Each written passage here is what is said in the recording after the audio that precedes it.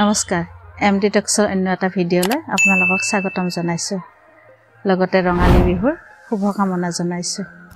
চাওঁতে চাওঁতে ৰঙালী বিহু যাবৰেই হ'ল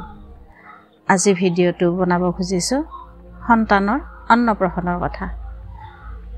মাতৃগৰ্ভত স্থিতাপি লোৱাৰ পৰা একেবাৰে বৃদ্ধ অৱস্থালৈ আমাৰ সন্তানৰ বহুতো কাৰ্যক্ৰমণিকা থাকে কৰ্ম থাকে দুখাদুখ থাকে ৰিষ্ট থাকে এই আটাইবিলাকৰে নিৰাময়ৰ উপায় ভগৱানে শাস্ত্ৰ আকাৰত দি থৈ গৈছে সকলো শাস্ত্ৰতে ইয়াৰ বিধান আছে যাৰ যেনেকুৱা দোষ হওক গুণ হওক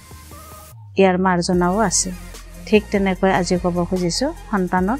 অন্নপ্ৰসনৰ কথা আমাৰ ল'ৰা সন্তান হ'লে 9 দিনত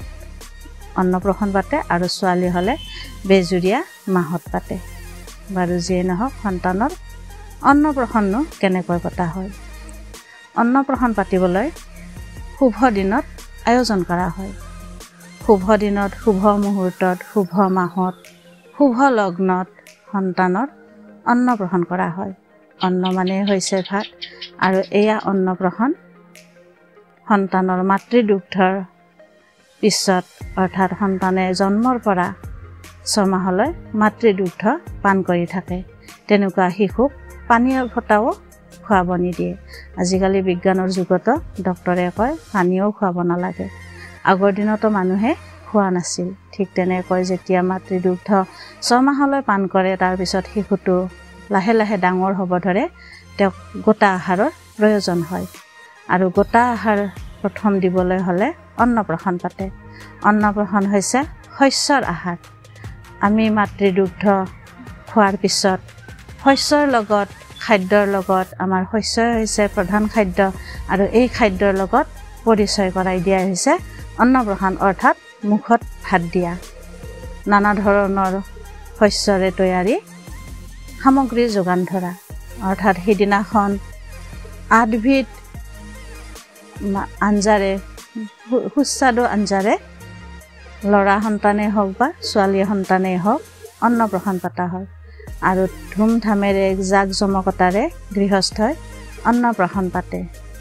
ব্ৰাহ্মণক নিমন্ত্ৰণ কৰি তেওঁৰ নামত হোম কৰি যজ্ঞ পাতি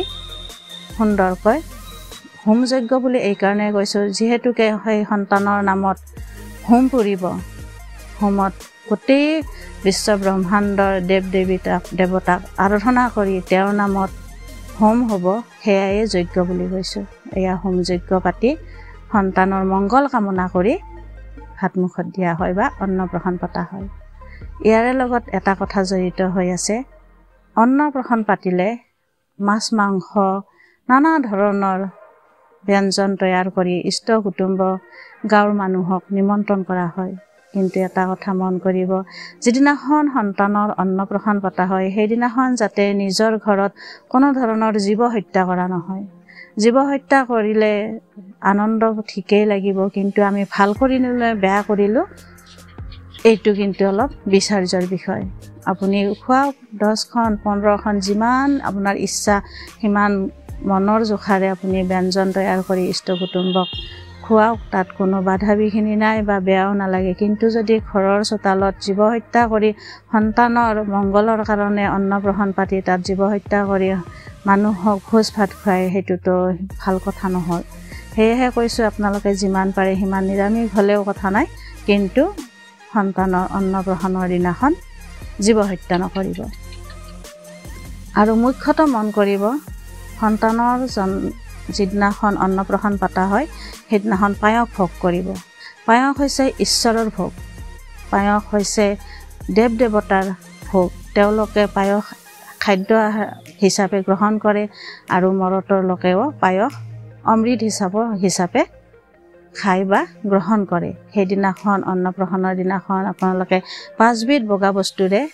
বা বগা দ্ৰব্যৰে পায়স বনাব আৰু সন্তানৰ আগত দিব বা খুৱাব তাৰ ভিতৰত কথা আছে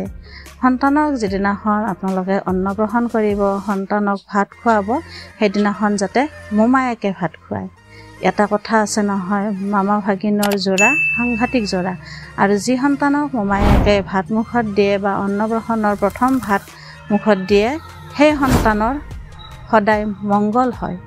বহুতো ৰিষ্ট কাট খাই যায়। আৰু মামা ভাগিনৰ জোৰা সাংঘাতিক জোৰা হৈ পৰে। সন্তানৰ মংগল হয়, তেওঁ প্ৰত্যেকটো কামতে জয়লাভ কৰে, কামবিলাক সুকলমে হয়, কোনো ধৰণৰ ৰিষ্ট নাথাকে, থাকিলেও সি সোনকালে কাট খাই যায়। সেয়েহে যিমান পাৰে সিমান আপোনালোকৰ সন্তানৰ অন্নপ্ৰসন্নৰ দিনাখন মোমায়েকৰ হাতেৰে ভাত খুৱাবলৈ চেষ্টা কৰিব। পাৰিলে নিজৰ মোমায়েক নাথাকিলেও পাতি লোৱা মোমায়েক হ'লেও মোমায়েকৰ দ্বাৰাই যাতে প্ৰথম ভাতখিনি খুৱাব পাৰে সেই কথালৈ মন কৰিব। আৰু আমাৰ এই অন্নপ্ৰসন হৈছে ষোড়শ সংস্কাৰৰ ভিতৰতে এটা সংস্কাৰ। আমাৰ মাতৃগৰ্ভত স্থিতাপি লোৱাৰ পৰা অন্ত্যেষ্টিক্ৰিয়ালৈ আমাৰ এইবিলাক সংস্কাৰৰ ভিতৰতে পৰে। তাৰ ভিতৰত প্ৰতিটো সংস্কাৰেই মংগলজনক নহ'বও পাৰে, তথাপিতো আমাৰ এই মংগল কামনা কৰিয়ে কিছুমান কাজকৰ্ম পতা যায়। হিন্দু ধৰ্মৰ লোকসকলে এয়া শাস্ত্ৰবিধিত কথা আৰু আজিকালি বাৰুকৈয়ে প্ৰচলিত হৈ আহিছে। যিসকলে আগতে কৰাও নাছিল আজিকালি কৰিব লৈছে। সন্তানৰ মংগলৰ কাৰণে, ঘৰখনৰ মংগলৰ কাৰণে সন্তানৰ অন্নপ্ৰসন পতাটো অতিকৈ জৰুৰী। সন্তানক 8 বিধ আঞ্জাৰে বা ব্যঞ্জনেৰে ভাত খুৱাওক, লগতে পায়স ভোগ দিব নাপাহৰিব আৰু লফা শাক খুৱাবলৈ নাপাহৰিব। সন্তানৰ অন্নপ্ৰসনৰ মূল খাদ্যৰ সম্ভাৰৰ ভিতৰতে লফা শাক অতিকৈ জৰুৰী। লফা শাক যদি সেইদিনাখন আপুনি সন্তানক অন্নপ্ৰসনৰ দিনাখন আগবঢ়াব পাৰে বা খুৱাব পাৰে, এয়া নিৰোগী হৈ থাকে, সন্তানৰ কোনো ধৰণৰ ৰোগ হোৱাৰ পৰা বিৰত থাকে। এয়া কিতাপত থকা কথা মই যুগুতাই আপোনালোকলৈ ভিডিঅ' আকাৰে তুলি ধৰিলোঁ। ভুল হ'ব পাৰে ক্ষমা কৰিব। ভিডিঅ'টো এইখিনিয়ে আছিল। মোৰ চেনেলটো লাইক, কমেণ্ট, শ্বেয়াৰ কৰিব আৰু চেনেলটো ছাবস্ক্ৰাইব কৰিব। লগতে একে নামৰ ফেচবুকৰ পেজটো ফ'ল' কৰিব। নমস্কাৰ।